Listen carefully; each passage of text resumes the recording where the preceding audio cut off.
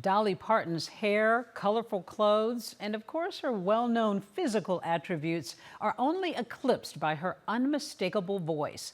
In this no-frills interview with Dolly, Barbara Walters takes us through the life and imagination of Tennessee's most beloved titan of country. Tell me about your childhood. Well, there's really quite a bit to tell. I don't know how far back you want to start. Well, let's start at the beginning. Okay. I was born in a little log cabin, on the banks of the Little Pigeon River. And, of course, at that time, we only had 3 other children. There's 12 children. There's 8 younger than me. Dolly, where I come from, would I have called you a hillbilly? If you had of, it would have been something very natural, but I would have probably kicked your shins or something. No, actually. But when I think of hillbillies, am I thinking of your kind of people? I think you probably are. The people that grew up where I was were the ones that you would consider the little Abner people, Daisy Mae and that sort of thing. They took that kind of thing from people like us, but we were very proud people with a lot of class. It was country class, but it was a great deal of class, and most of my people were not that educated, but they are very, very intelligent. Good common sense, horse sense, we called it. Dolly, you said, and maybe you were talking about when you were a kid, you said, I felt that I never belonged. I felt I was always different.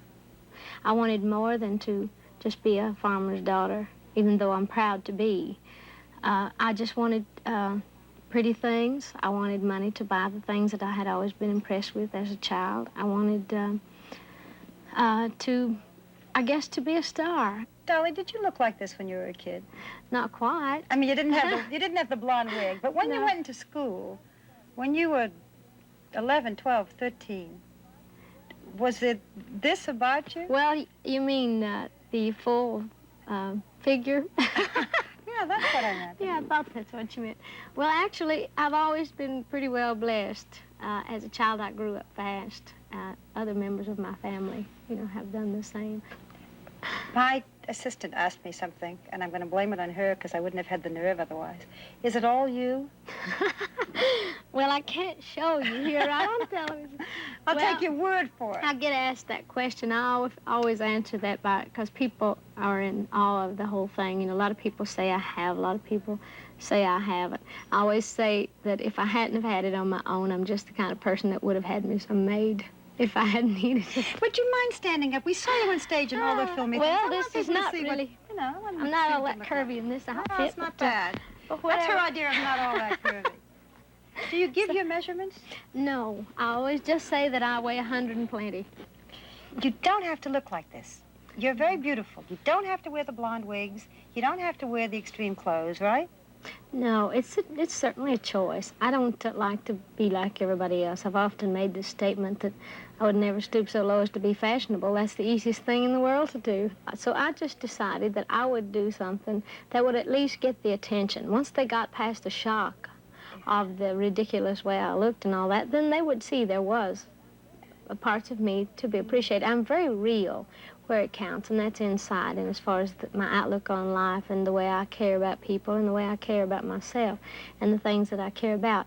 But I just chose to do this, and show business is a money-making joke, and I've just always liked telling jokes. But do you ever feel that you're a joke, that people make fun of you? Oh, I know they make fun of me. But actually, all these years, the people, has thought the joke was on me, but it's actually been on the public. I know exactly what I'm doing, and I can change it at any time. Or I make more jokes about myself than anybody, because I enjoy it. I know, like I say, I am sure of myself as a person. I'm sure of my talent. And to me, and I'm sure of my love and for life and that sort of thing. I'm very content. I like the kind of person that I am. So I can afford to piddle around and diddle around with makeups and clothes and stuff because I am secure with myself. When you talk to me, and we've talked a little bit today, do you feel that we're very different? Not so much, because I feel we came from different places, different backgrounds. Sure did. But I really can relate to you in many ways, probably more than you might relate to me. But no, I felt the same thing. I mean, I think that if people took the two of us together, we are very different women, and yet I relate to you very easily. Well, I think that's that there's a kind of- drive in us. maybe, Yeah, maybe I think we're both basic very experience. I don't know. positive. We're both positive, and we're both determined and stubborn about the things we believe in.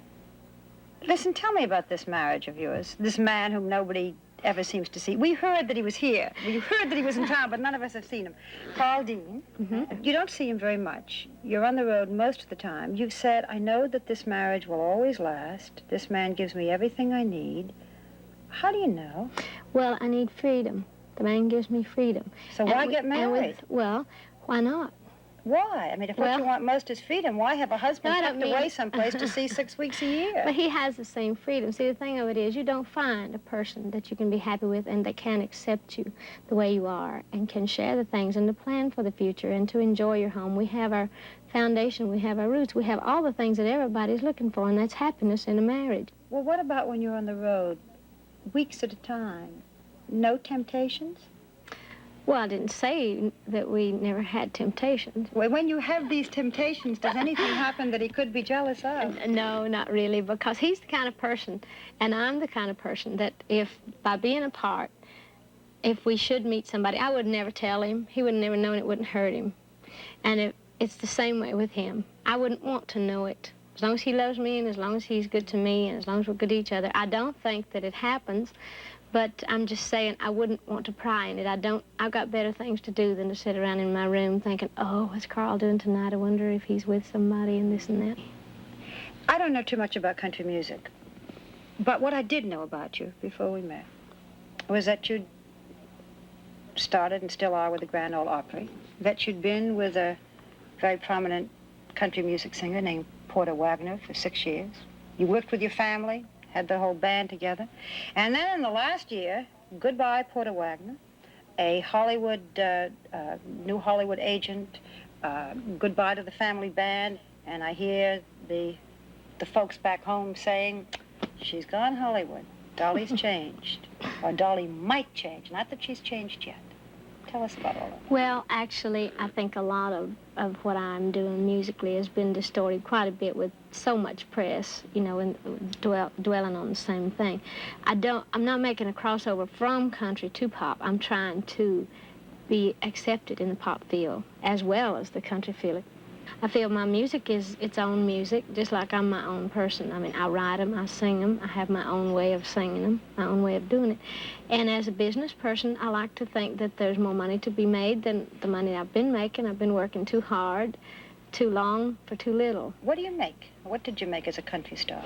Well, I made a great deal. I usually don't, you know, I would probably make the most money that I've made as a country artist would probably be maybe $500,000 or $600,000 a year, but you know you got to pay expenses and this sort of thing. Of course, that's not counting records and that sort of thing. But when you say that you can make millions compared to thousands, mm-hmm. and if you are going to be in this business, if you are talented, if you do love it, then why not touch as many people? My dream was always to make as many people happy as I could in this life. Okay, so a wider audience, more of a pop audience. I want to be able to walk in any place and say, well, that's Dolly Parton. And be known everywhere. Be known by the people. There's Dolly. She's got good songs, and, you know, or she's different, or this and that. As a personality. Star? Well, I want to be a star, a universal star. Mm-hmm. I would like to be a superstar. I guess all people dream of that. So in order to be a superstar, you can't be just a superstar in one area. That means you have to appeal to the majority of people. And that's what I'm trying to do. When is all this going to happen? Well, it's happening now. Are you there yet? Are you a superstar yet? No. I'm not near where I dream of being. You think that this superstardom will be here, let's say, in 5 years? Yes. Yeah? I do. Dolly, you've said of yourself that you live a lot in your own imagination. Sometimes you remind yourself of a fairy tale. So I want to try a fairy tale on you. Once upon a time, there was a little girl. Her name was Dolly Parton, and she lived in a small town in the mountains, which she loved because it was a comfort, because she knew there was love and security there in her family. But she was a child, very curious. And she wanted all the things that she had always been impressed with, like the fairy tales of the Mother Goose stories and the Cinderellas and the Lost Slipper.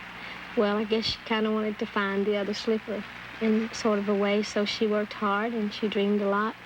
And one day, it came true. She was a fairy princess, and she lived happily ever after.